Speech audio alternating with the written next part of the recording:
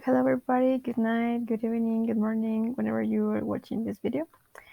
I'm going to present about the Bauhaus, so let's get started. So a brief look of what Bauhaus was. Ranging from paintings and graphics to architecture and interiors, Bauhaus art dominated many of the laws of experimental European art throughout the 1920s and 1930s, so it's most closely associated with Germany.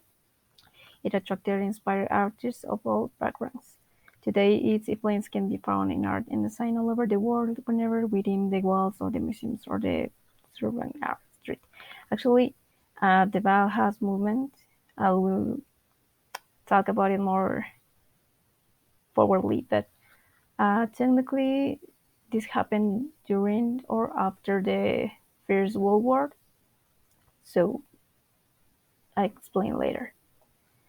Then, what is Bauhaus? Bauhaus, literally translated to construction house, originated at German School of the Arts in the early 20th century.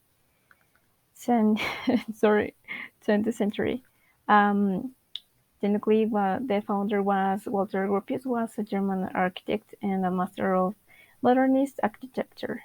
Devoting his energy to finding and learning an exceptional staff, he brought the artistic minds of Paul Klee, Johannes Leiden, Annie and Joseph Alberts, Herbert Bayer, Laszlo Moholy-Nagy, Otto Bardin, and Wassily Kandinsky, together as a faculty of the Bauhaus. Additionally, he oversaw the school shifting from Weimar to Dessau, and actually I want to talk about those places later, and designed the infamous Dessau building itself, which will be the home of the school and the site of designer and architect pilgrimage to the day.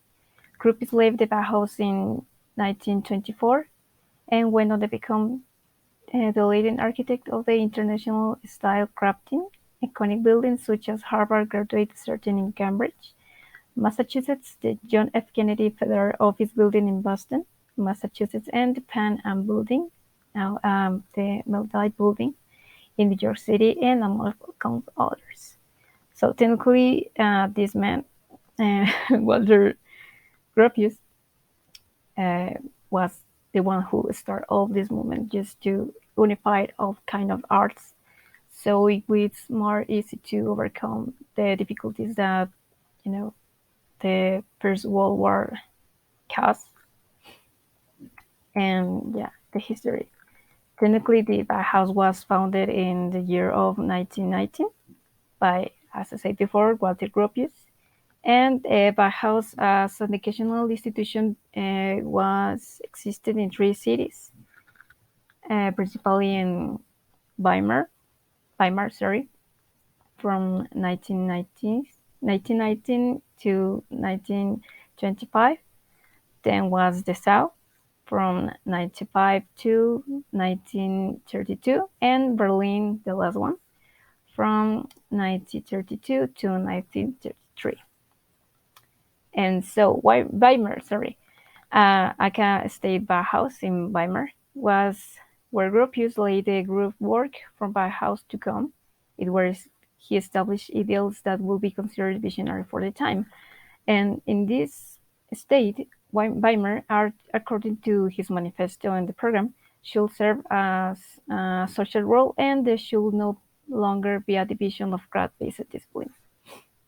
Then the second one was the South. The South was considered the hotspot in the heyday of Bauhaus. It arose after the political motivated close of Weimar. During this time, it reformed the part and designed new industrial products of the mass consumption. The second director of the South was Spies architect Hannes Meyer, whose design philosophy was sex life, sleeping habits, pets, gardening, personal hygiene, water protection, hygiene in the home, car maintenance, cooking, heating, exposure to the sun, services. All of this, just that the design would have has to do with this. If a house didn't have one of the points I already said, it was not completely the point of the house. It was not functional. And this iteration of Bauhaus was dissolved on September 30 in 1932. And the last one, Berlin, was the last phase of Bauhaus. Due to the monitoring pressures from the Nazis and cutbacks imposed, there was limited work done during this time. The movement to Berlin happened after the closure of Dessau, and Bauhaus masters and students recovered in October 1932 of the abandoned telephone factory. And by April 11th, 1933, however, the premises were searched and closed by the police of SA. The teaching staff dissolved the Bauhaus in July 1930, but even after facing permanent closure, the influences and aesthetic of the school persisted, culminating in the Bauhaus movement. So the style of Bauhaus is commonly characterized as combination of arts and crafts movement with modernism, as evident in the emphasis on function. And according to the Tate, it's aimed to bring art back into contact with everyday life. Thus, typically Bauhaus designs feature little more ornamentation and focus on balances and more abstract shapes, as you will see. And the next deposit, uh, Bauhaus art, well, his art emphasizes on function inapparent in the balanced composition of abstract paintings by Bauhaus artists like I said in the beginning, Vasily Kandinsky and Paul Klee, the most important artists, I think, at least for the art part. Undoubtedly inspired by architecture, the paintings typically pair flat planes with overlapping shapes to suggest dimensionality. In addition to paintings, artists often produce abstract sculptures, avant-garde collages, and modernist posters featuring in block typography and blocks of color. And here we have first Vasily Kandinsky.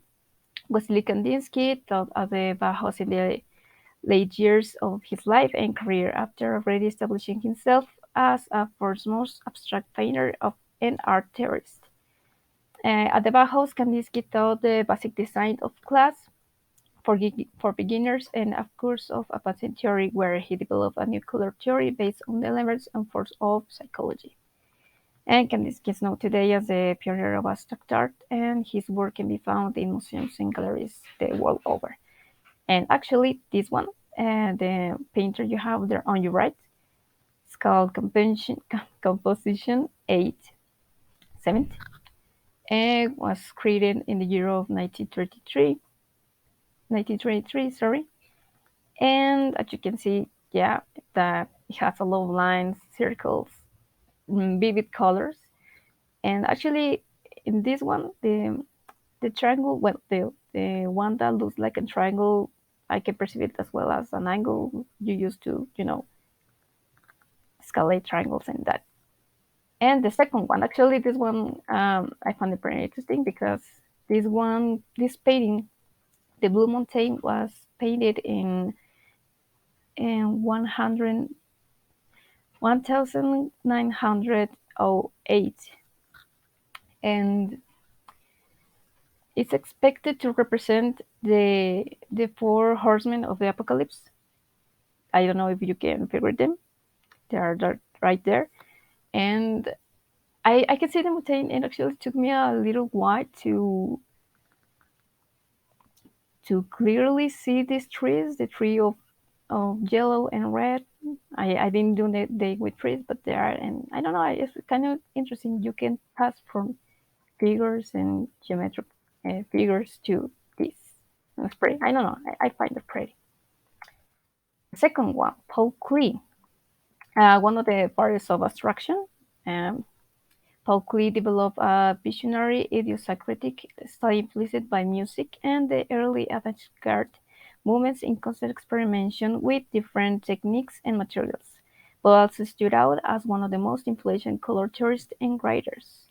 This painting from your left depicts several shapes and shades of different colors, including orange, red, and yellow. And actually, technically, this was a portrait of an old man, but I don't know. just don't see it at all. But yeah, the name of this painting is Senezio. I don't know if that's how you pronounce it. And it was painted in 1922. Mm, the Bauhaus architecture, uh, well, you will see that even if it looks complicated, it's more simple than it looks. But yeah, similar to Bauhaus art, architecture is in this style is characterized by harmoniously balanced geometric shapes and an emphasis on function, featuring open plans and level glass inspired by the simple yet polished look of the American arts and craft movement. A genre popularized by master architect and private school pioneer Frank Lloyd Wright. And I will talk about him in a few minutes or in a minute. But furthermore, this modern architecture movement heavily inspired the look of mid-century modern homes, which borrowed the clean lines and functional designs of Bauhaus buildings. So yeah, Frank Lloyd Wright. Frank Lloyd Wright was the greatest of the architectural, pioneers of the 20th century, blazing trails and challenging men and technology to ever higher achievement.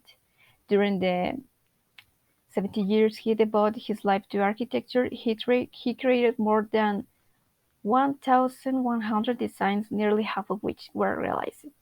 So this one, the picture here right here, it's called Fallingware.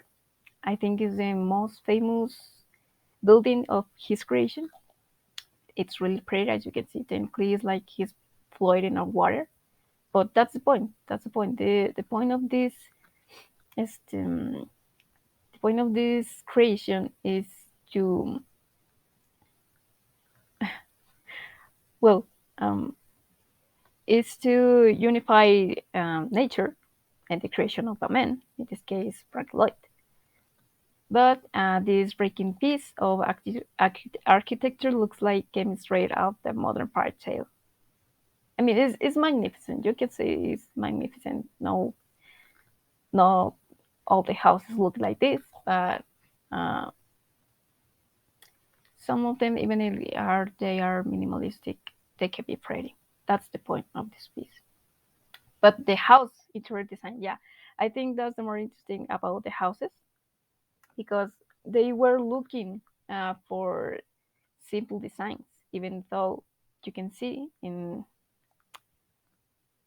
this one. I don't know if the pointer is right where I am, but it's you can see the figures on the windows even.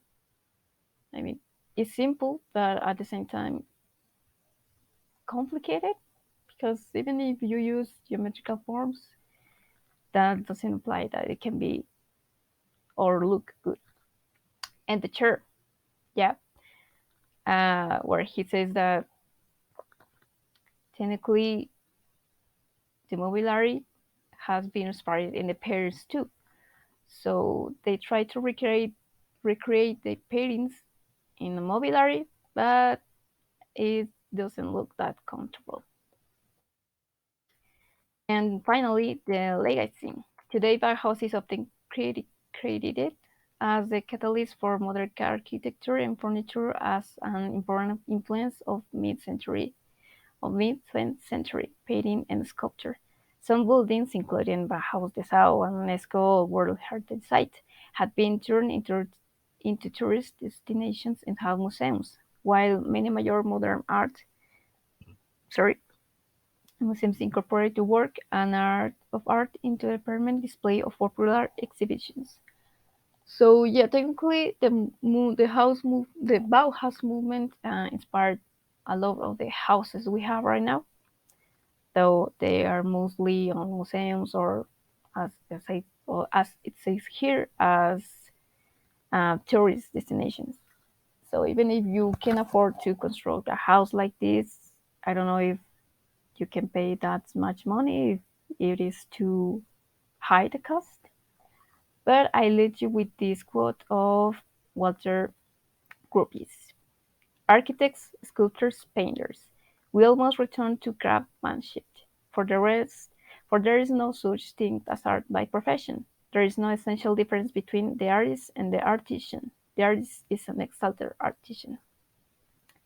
So, yep, that's the all for my part. I hope you enjoyed and oh, see you.